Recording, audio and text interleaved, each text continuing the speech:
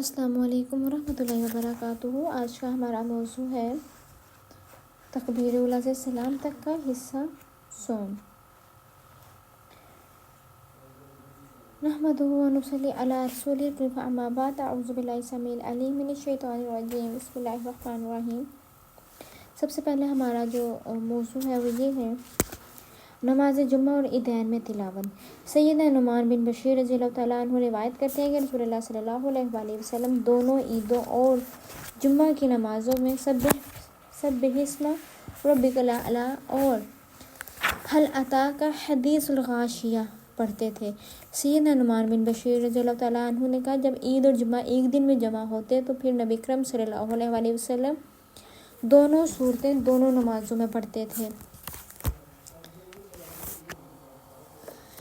عبید اللہ بن ابی رافع سے روایت ہے کہ مروان نے سیدنا ابو ہریرہ رضی اللہ تعالیٰ عنہ کو مدینے کا گورنر مقرر کیا اور خود مکہ چلا گیا۔ وہاں سیدنا ابو ہریرہ نے جمعے کی نماز پڑھائی اور اس میں سورہ جمعہ اور منافقون پڑھی اور کہا کہ ان صورتوں کو جمعے میں پڑھتے ہوئے میں نے رسول اللہ صلی اللہ علیہ وآلہ وسلم سے سنا تھا۔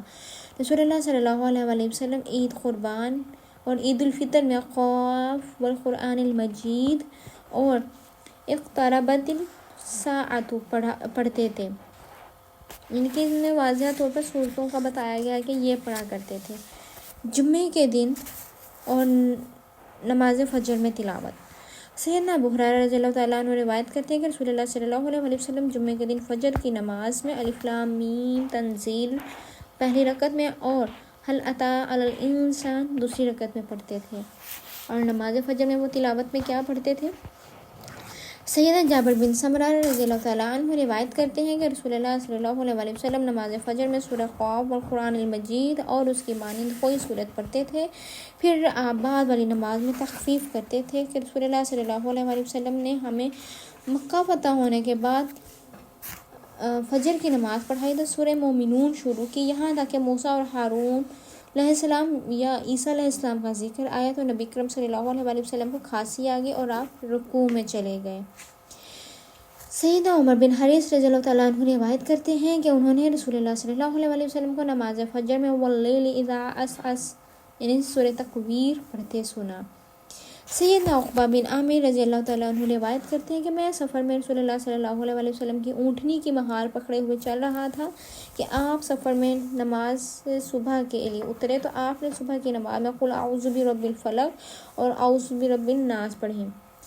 سیدنا معاذ بن عبداللہ رضی اللہ تعالیٰ عنہ کہتے ہیں کہ نبی اکرم صلی اللہ علیہ وآلہ وسلم نے نماز سے فجر میں دونوں رکعتوں میں اذا زلزلت تلاوت فرمائی۔ رسول اللہ صلی اللہ علیہ وآلہ وسلم فجر کی دونوں سنتوں میں نہایت ہلکی قرات فرماتے، یہاں تک کہ امی عائشہ فرماتی ہیں مجھے شبہ گزرتا کہ شاید نبی اکرم صلی اللہ علیہ وآلہ وسلم نے سورہ فاتحہ بھی نہیں پڑھی، یعنی کہ آپ صلی اللہ علیہ وآلہ وسلم سنتوں کی پہلی رکعت میں قل یا ایھا الکافرون اور دوسری رکعت میں قل ھو اللہ احد پڑھتے تھے۔ عصر اور ظہر میں قرات۔ سیدنا ابو قتادہ رضی اللہ تعالیٰ عنہ روایت کرتے ہیں کہ رسول اللہ صلی اللہ علیہ وآلہ وسلم ظہر اور عصر کی پہلی دو رکعتوں میں سورہ فاتحہ اور کوئی ایک سورت پڑھتے اور آخری دو رکعتوں میں پھر سورہ فاتحہ پڑھتے اور کبھی کبھار ہمیں ایک آیت بلند آواز سے پڑھ کر سنا دیتے تھے۔ سیدنا جابر بن سمرہ رضی اللہ تعالیٰ عنہ روایت کرتے ہیں کہ رسول اللہ صلی اللہ علیہ وآلہ وسلم ظہر میں واللیل اذا یغشی پڑھتے تھے۔ ایک اور روایت میں ہے کہ سبح اسم ربک الاعلی اور عصر میں بھی اس کی مانند کوئی سورت پڑھتے تھے اور فجر میں لمبی سورتیں پڑھتے تھے۔ سیدنا جابر بن سمرہ رضی اللہ تعالیٰ عنہ کی ایک روایت ہے کہ جس میں نبی اکرم صلی اللہ علیہ وآلہ وسلم کا ظہر اور عصر میں والسماء ذات البروج اور والسماء والطارق پڑھنے کا ذکر ہے۔ رسول اللہ صلی اللہ علیہ وآلہ وسلم ظہر کی آخری دو رکعتوں میں 15 آیات کے برابر قرات فرماتے۔ معلوم ہوا کہ ظہر کی آخری دو رکعتوں میں سورہ فاتحہ کے بعد قرات مسنون ہے اور کبھی آپ آخری دو رکعتوں میں صرف سورہ فاتحہ کی قرات فرماتے۔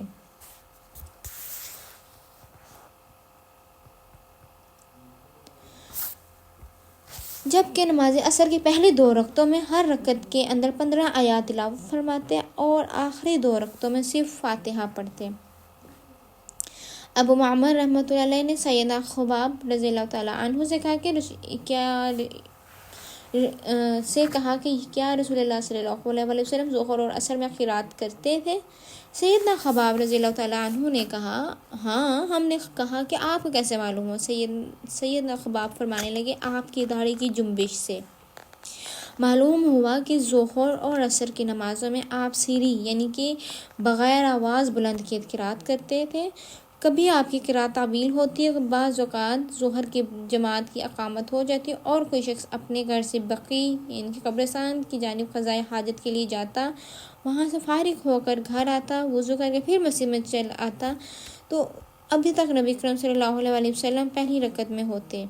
صحابہ کرام رضی اللہ تعالیٰ عنہ فرماتے ہیں کہ آپ پہلی رکعت کو اتنا لمبا اس لیے فرماتے تھے کہ نمازی پہلی رکعت میں شریک ہو سکیں۔ نماز مغرب میں قرات کیسی ہوتی تھی؟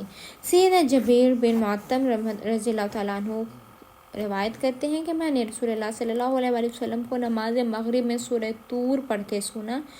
ام فضل رضی اللہ تعالیٰ عنہا کہتی ہیں کہ میں نے رسول اللہ صلی اللہ علیہ وسلم کو نماز مغرب میں سورہ والمرسلات عرفا پڑھتے ہوئے سنا۔ سیدہ عائشہ رضی اللہ تعالیٰ عنہ کہتی ہیں کہ رسول اللہ صلی اللہ علیہ وسلم نے نماز مغرب سورہ اعراف کے ساتھ پڑھی اور اس سورت کو دونوں رکعتوں میں متفرق پڑھا۔ اب دیکھیں نماز عشاء میں قرات کا کیا طریقہ ہے کہ سیدنا برا بن عازب رضی اللہ تعالیٰ عنہ روایت کرتے ہیں کہ میں نے رسول اللہ صلی اللہ علیہ وسلم کو نماز عشاء میں والتین والزیتون پڑھتے ہوئے سنا اور میں نے نبی اکرم صلی اللہ علیہ وسلم سے زیادہ خشک آواز کسی کو نہیں سنا۔ سیدنا معاذ بن جبل رضی اللہ تعالیٰ عنہ نے عشاء کی نماز میں سورہ بقرہ پڑھی۔ مقتدیوں میں سے ایک کھیتی باڑی کا کام کرنے والے نے سلام پھیر دیا، پھر اس نے رسول اللہ صلی اللہ علیہ اللہ کی خدمت میں حاضر ہو کر عرض کیا کہ اے اللہ کے رسول، ہم لوگ اونٹوں والے ہیں، دن بھر مشقت کرتے ہیں۔ سیدنا معاذ رضی اللہ تعالیٰ عنہ نے پہلے آپ کے ساتھ نماز پڑھی، پھر ہمارے پاس آئے اور انہوں نے عشاء میں سورہ بقرہ شروع کر دی۔ مجھے دن بھر کے تھکے ہوئے کو لمبی قرات سے ملال ہوا۔ ہادی عالم صلی اللہ علیہ وسلم نے سیدنا معاذ سے کہا تو لوگوں کو نفرت دلاتا ہے، فتنہ کھڑا کرتا ہے۔ آپ صلی اللہ علیہ وسلم نے 3 مرتبہ یہ بات دہرائی، پھر فرمایا جب تم جماعت کرو تو والشمس والضحیٰ اور واللیل اذا یغشیٰ اور سبح اسم ربک الاعلیٰ کی تلاوت کرو، اس لیے کہ تیرے پیچھے بوڑھے، کمزور اور ضرورت مند بھی نماز ادا کرتے ہیں۔ اس حدیث سے عشاء کی نماز کی قرات بھی معلوم ہوتی ہے کہ اس حدیث نے نماز کے اماموں کو بھی متنبہ کر دیا ہے کہ وہ نماز پڑھاتے وقت مقتدیوں کا خاص طور پر خیال رکھیں اور خوب سمجھیں کہ نماز میں مقتدیوں کے حالات کے پیش نظر تخفیف کرنا رسول اللہ صلی اللہ علیہ وسلم کی سنت ہے۔ مختلف آیات کا اب جواب دیکھیں۔ ہمارے ہاں یہ رواج ہے کہ امام جب بعض مخصوص آیات کی تلاوت کرتا ہے تو وہ بعض مقتدیوں نماز میں بآواز بلند ان کا جواب دیتے ہیں۔ یہ درست نہیں ہے کیونکہ اس بارے میں کوئی بھی صریح روایت نہیں ہے۔ ہاں، بعض آیات کی تلاوت کے بعد امام یا منفرد قاری اپنے طور پر ان کا جواب دے تو جائز ہے۔ چنانچہ سیدنا حذیفہ رضی اللہ تعالیٰ عنہ رسول اللہ صلی اللہ علیہ وسلم کی نماز تہجد کی کیفیت بیان کرتے ہیں کہ جب آپ تسبیح والی آیت پڑھتے تو تسبیح کرتے، جب سوال والی آیت تلاوت کرتے تو سوال کرتے، اور جب تعوذ والی آیت پڑھتے تو اللہ کی پناہ پکڑتے۔ سبح اسم ربک الاعلیٰ پڑھنے والے کا اس کے بعد جواباً سبحان ربی الاعلیٰ کہنا صحابہ اکرام رضی اللہ تعالیٰ عنہم سے ثابت ہے۔ سورہ غاشیہ کے اختتام پر اللہم حاسبنی حسابا یسیرا کہنا ثابت نہیں ہے۔ اللہ تعالیٰ ہمیں ان باتوں پر عمل کرنے کی توفیق عطا فرمائے، آمین ثم آمین۔ اس کا بقیہ حصہ ہم انشاءاللہ کل پڑھیں گے۔